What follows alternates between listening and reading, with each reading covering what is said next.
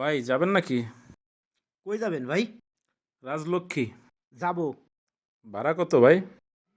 ভাই ভাড়া কত বলার আগে আমার একখান কথা আছে, কথাটা শুনে নেন, তারপরে বলতেছি যে ভাড়া কত। ঠিক আছে? বলেন আপনি কি বিবাহিত নাকি অবিবাহিত?